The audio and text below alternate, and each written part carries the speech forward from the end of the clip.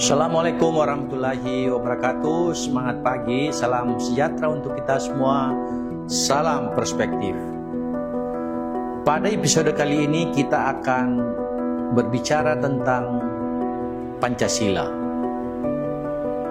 Dan kalau kita bicara tentang Pancasila, itu berarti kita bicara tentang bagaimana nilai, bagaimana implementasi dari Pancasila yang menjadi pandangan hidup, menjadi dasar negara, menjadi sumber hukum negara kita.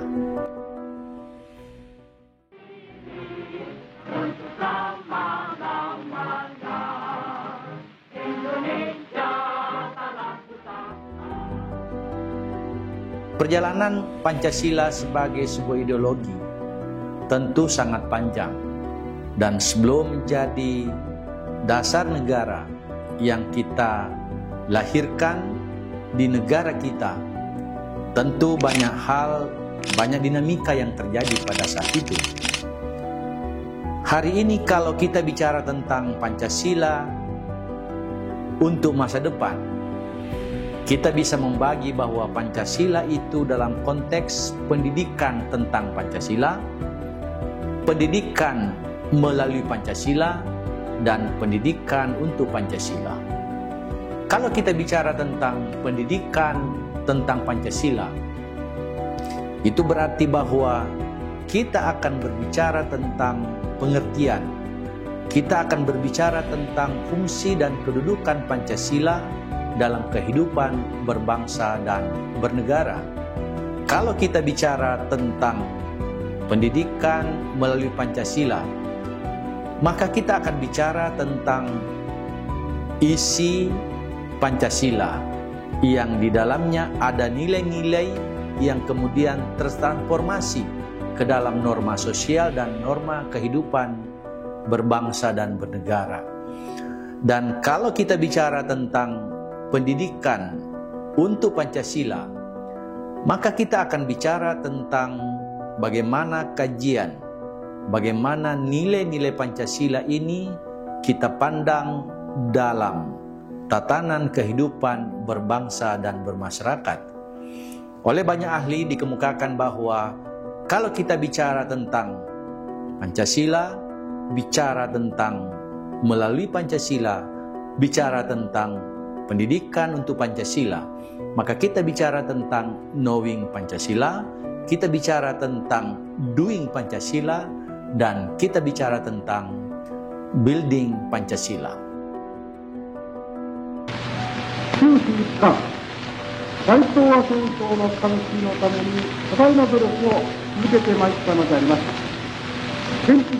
Sahabat perspektif yang saya muliakan, dinamika Pancasila dalam kehidupan kebangsaan Indonesia itu berarti bahwa kita memperbincangkan tentang sejarah dari praktek Pancasila yang ada di negara kita. Kita bisa melihat bahwa pada masa awal kemerdekaan yang didahului oleh pengumuman dalam sidang parlemen di Jepang oleh Perdana Menteri Koiso pada tanggal 7 September 1944 yang mengumumkan bahwa Indonesia akan diberikan kemerdekaan pada akhir Agustus tahun 1945. Dalam proses itulah kemudian lahir yang kita sebut dengan Badan Usaha Penyelidik Persiapan Kemerdekaan Indonesia, atau biasa disebut dengan BPUPKI, atau dalam bahasa Jepang Dokritsu Sumbi Kosakai, dengan ketua Dr. Rajimang Widyodiningrat, kemudian dua anggota sebagai ketua muda, yaitu ketua muda Ichi Bangase Yusio, dan ketua muda yang kedua adalah RP Suroso. Kalau kita lihat BPUPKI ini itu dilahirkan pada tanggal 29 April tahun 1945. Kita melihat dalam sejarah perjalanan bangsa kita, BPUPKI 2 kali melakukan sidang sebelum akhirnya menyelesaikan tugasnya. Pada saat kita melihat bahwa pada sidang pertama tanggal 29 Mei 1945, Ketua BPUPKI pada saat itu memberikan pernyataan sekaligus pertanyaan kepada para anggota BPUPKI bahwa kalau kita ingin merdeka, maka pertanyaan mendasarnya adalah apa dasar negara yang akan kita bentuk. Lalu terjadilah dinamika, terjadi dialektika di situ. Puncaknya pada hari keempat sidang pertama BPUPKI, pada saat Insinyur Soekarno kemudian menyampaikan pikirannya, menyampaikan gagasannya tentang Pancasila yang hari ini kita kenal sebagai hari lahir Pancasila, tanggal 1 Juni tahun 1945. Pada saat itu Soekarno berpendapat bahwa kalau kita ingin merdeka, maka satu hal yang harus kita miliki adalah filosofis Grensla, atau biasa juga kita sebut dengan Weltanschauung. Nah, kemudian pada rapat BPUPKI inilah kemudian berkembang pikiran-pikiran yang betul-betul mereka konsentrasi bagaimana melahirkan negara yang punya hukum dasar, punya dasar negara yang kelak akan menjadi dasar negara kita. Kita tahu bersama bahwa setelah sidang pertama ini selesai, ada masa reses. Dan di masa reses inilah kemudian Insinyur Soekarno pada satu waktu mengumpulkan beberapa orang yang masih ada di Jakarta pada saat itu, yang kita kenal kemudian melahirkan tim 9. Siapa saja tim 9 itu atau panitia 9 itu? Pertama adalah ketuanya adalah Rajiman Widyoniningrat, kemudian ada Muhammad Yamin, kemudian Mr. A. Maramis, kemudian Muhammad Hatta, ada Agus Salim, ada Abikusno Cokrosuyoso, kemudian Abdul Kahar Musakir, ada Subarjo, dan terakhir Insinyur Soekarno. Pada saat itu kita kenal dalam sejarah panitia 9 ini itu kemudian melahirkan apa yang disebut dengan Piagam Jakarta tanggal 22 Juni 1945. Piagam Jakarta yang dihasilkan oleh panitia 9 itu kemudian dibawa pada sidang kedua BPUPKI pada tanggal 10 sampai 17 Juli tahun 1945. Kembali seperti di sidang pertama, dialektika muncul, pikiran, gagasan, ide kemudian berkembang. Salah satu isu yang sangat krusial pada saat itu adalah ketika hasil Piagam Jakarta ini menjadi isu yang dibicarakan dengan hangat. Karena kita tahu bersama bahwa isi Piagam Jakarta itu sesungguhnya adalah ingin mempertemukan pikiran-pikiran golongan Islam ketika itu dan pikiran-pikiran kaum nasionalis yang dihasilkan dalam panitia 9 itu. Lalu apa yang terjadi? Sahabat perspektif, kita melihat bahwa ternyata dalam perjalanan Piagam Jakarta ini yang dibawa dalam sidang kedua BPUPKI, kemudian kita tahu bersama bahwa itulah yang menjadi cikal bakal dari lahirnya pembukaan Undang-Undang Dasar 1945. Dan kita tahu bersama bahwa dalam sidang kedua ini kemudian dihasilkan dua rumusan atau dua rancangan rumusan. Yang pertama adalah rancangan rumusan pembukaan sebagai hukum dasar, dan yang kedua adalah rancangan Undang-Undang Dasar yang kalau kita lihat seperti yang lalu, sebelum ada amandemen Undang-Undang Dasar 45, kita tahu ada struktur 16 bab, 37 pasal, 4 pasal peralihan dan 2 ayat tambahan. Dalam perjalanannya kemudian, inilah yang membuat Undang-Undang Dasar sebagai hukum dasar yang kemudian PPKI bersidang dan dibentuk sebagai tanda berakhirnya masa tugas dari BPUPKI. Kita tahu bersama bahwa Insinyur Soekarno terpilih sebagai ketua PPKI dan Muhammad Hatta sebagai wakil ketua.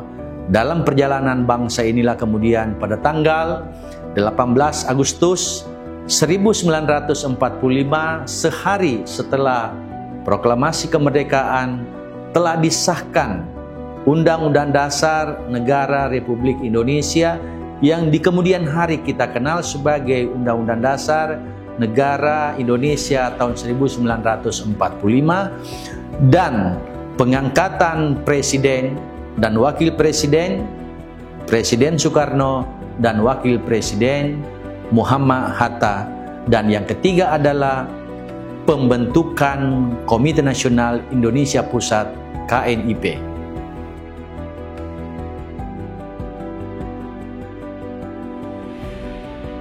Sahabat perspektif yang saya hormati, setelah dinamika sidang BPUPKI kemudian melahirkan PPKI, terutama pada isu tentang sila pertama ketuhanan yang Maha Esa, yang hari ini kita kenal, yang diatur dalam Piagam Jakarta, ketuhanan dengan kewajiban menjalankan syariat Islam bagi pemeluk-pemeluknya, itu sudah mendapatkan kompromi. Maka di awal setelah kita merdeka, Pancasila kemudian tidak lagi menjadi isu sentral. Nanti pada tanggal 1 Juni tahun 1945 ketika Soekarno itu menyampaikan pidatonya, barulah kemudian isu tentang Pancasila kemudian menaik tensinya lagi, itu karena dinamika politik yang terjadi pada saat itu. Seperti yang kita tahu bersama bahwa setelah Undang-Undang Dasar 1945 yang disahkan pada tanggal 18 Agustus 1945 itu kemudian berubah Undang-Undang Dasar kita menjadi Konstitusi Republik Indonesia Serikat. Pada saat konstitusi inilah kemudian kembali nilai-nilai Pancasila yang mengemuka pada saat itu dalam konsep ketuhanan yang Maha Esa, pri-kemanusiaan, kebangsaan, kerakyatan, dan keadilan sosial. Inilah yang kemudian menjadi salah satu pikiran-pikiran, gagasan-gagasan dari para the founding fathers kita. Dalam perkembangannya, dinamika politik semakin memanas dan pada akhirnya Undang-Undang Dasar Republik atau Konstitusi Republik Indonesia Serikat ini melahirkan Undang-Undang Dasar sementara tahun 1950 dan kita kembali dari negara serikat ke negara kesatuan. Konsep tentang sila Pancasila dalam Undang-Undang Dasar sementara 1950 ini itu persis sama dengan isi Pancasila yang ada dalam Konstitusi Republik Indonesia Serikat. Dinamika politik, perkembangan politik kembali menjadi pemandangan yang sangat menarik ketika itu. Dan kita tahu bersama bahwa karena kondisi yang genting pada saat itu, kita kenal dalam sejarah, keluarlah dekret Presiden 5 Juli 1959 sebagai tanda bahwa Undang-Undang Dasar yang kita pakai adalah Undang-Undang Dasar 1945 yang disahkan oleh PPKI pada tanggal 18 Agustus 1945. Seperti kita pahami bersama sahabat perspektif, ada 3 isi dari dekret Presiden 5 Juli. Yang pertama adalah pembubaran konstituante karena tidak mampu menghasilkan keputusan, dan yang kedua adalah pembentukan MPRS dan yang ketiga adalah keputusan fenomenal, yaitu kembali menjalankan Undang-Undang Dasar Negara Indonesia tahun 1945 yang disahkan 18 Agustus tersebut.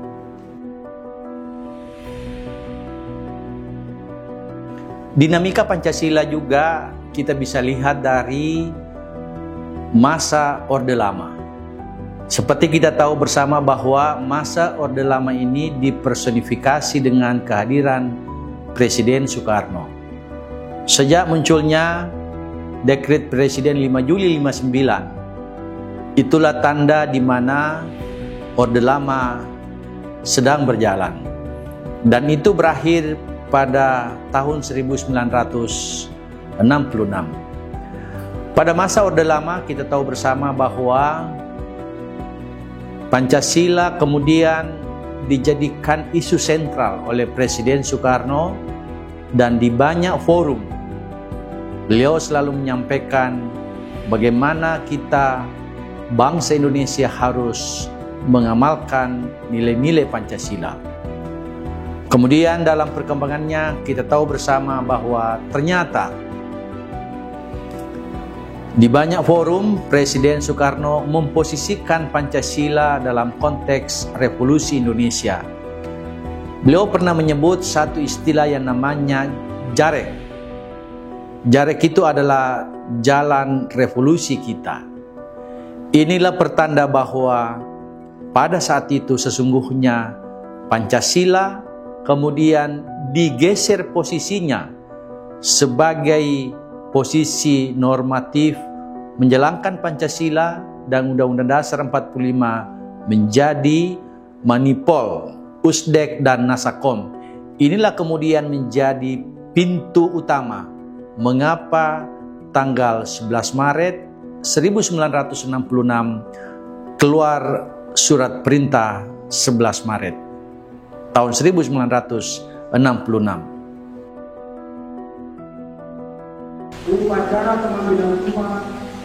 Sahabat perspektif yang berbahagia, dinamika Pancasila setelah Orde Lama kita kenal melahirkan Orde Baru.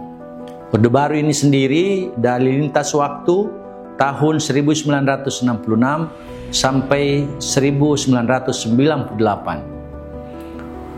Presiden Soeharto yang kita kenal menjadi presiden di masa Orde Baru, sebelumnya menerima kewenangan untuk mengendalikan keadaan dan memulihkan keamanan dan ketertiban negara pasca G30 SPKI melalui surat perintah 11 Maret dari Presiden Soekarno. Itulah yang menandai Soeharto saat itu memegang kendali kenegaraan. Lalu apa yang dilakukan selama Orde Baru yang kemudian itu memperkuat posisi Pancasila?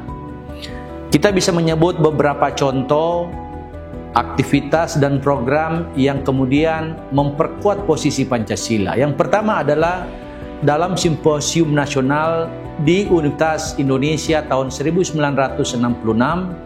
yang meneguhkan posisi Pancasila sejati. Kemudian kita kenal juga yang kedua pada saat sidang umum MPRS tahun 1966 yang kemudian melahirkan TAP MPRS nomor 20 tahun 1966 tentang Memorandum Dewan Perwakilan Rakyat atau DPR gotong royong, yang di dalam isinya itu tentang sumber tertib hukum dan tata urutan perundang-undangan. Kalau kita elaborasi dan bedah TAP MPRS ini, kita bisa melihat posisi Pancasila sebagai sumber dari segala sumber hukum. Kemudian yang ketiga adalah Orde Baru juga mengeluarkan Impres nomor 12 tahun 1968 yang memberikan pesan khusus agar penulisan dan pembacaan Pancasila itu harus sesuai dengan pembukaan Undang-Undang Dasar tahun 1945. Kemudian melahirkan TAP MPR tahun 1973 tentang garis-garis besar haluan negara yang kemudian memposisikan Pancasila sebagai ujung Atau dengan kata lain, GBHN itu harus berdasarkan Pancasila. Kemudian yang kelima adalah lahirnya TAP MPR nomor 2 tahun 1978 yang kemudian melahirkan Pedoman Penghayatan dan Pengamalan Pancasila atau biasa disebut dengan P4. Kemudian yang keenam adalah lahirnya Organisasi Masyarakat tahun 1945 di mana Pancasila diposisikan sebagai satu-satunya asas dalam kehidupan berbangsa dan bernegara, terutama untuk organisasi sosial, politik, dan organisasi kemasyarakatan. Di masa Orde Baru inilah puncak yang dianggap oleh banyak pihak terjadi penyimpangan di mana menjadikan Pancasila sebagai kedok, menjadikan Pancasila sebagai tameng untuk kemudian melakukan penyimpangan. Kita tahu bersama bahwa kampanye di masa Orde Baru, Pancasila itu harus dilaksanakan secara murni dan konsekuen, seperti juga materi muatan yang ada dalam Undang-Undang Dasar 1945.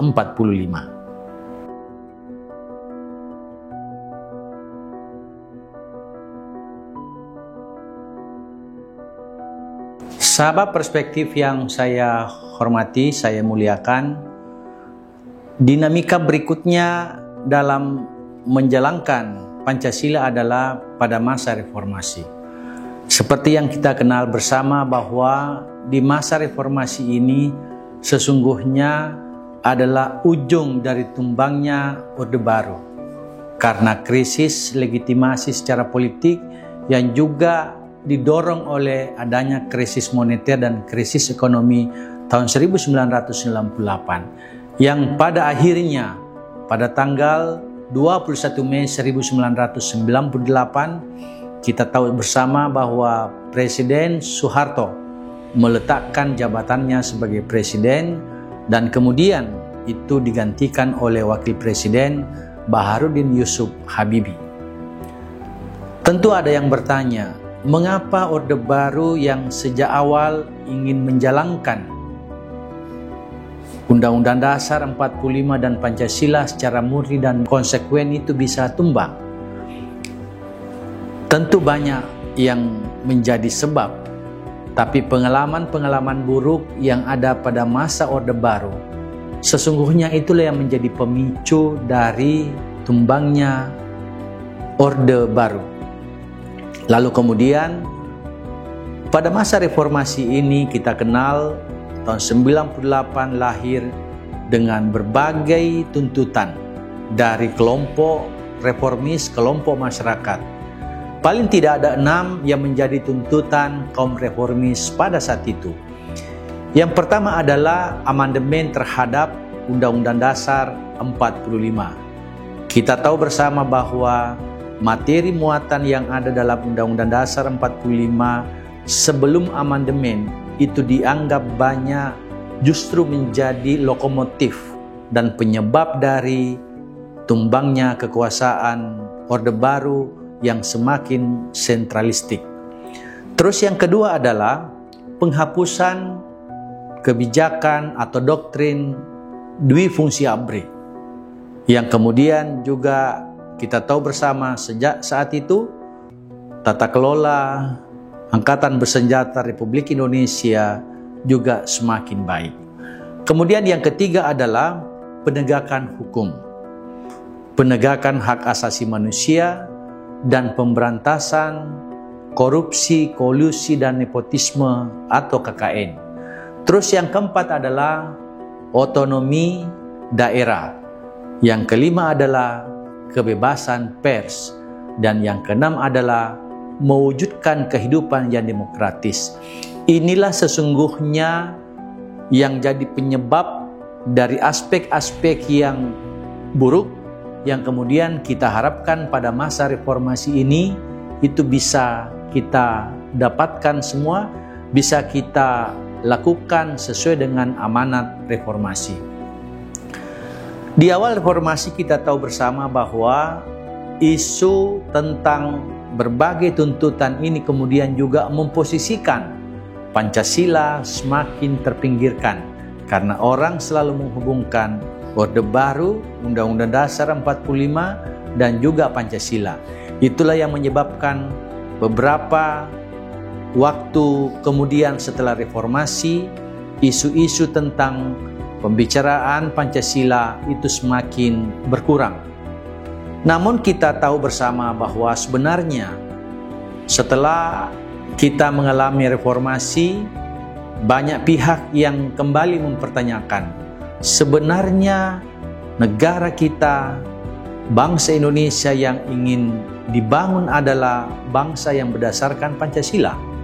Itulah makanya di masa Presiden SBY ketika itu tahun 2006, itu kemudian mengeluarkan kebijakan yang kita sebut dengan menata kembali kerangka kehidupan bernegara yang kemudian memposisikan Pancasila sebagai dasar negara.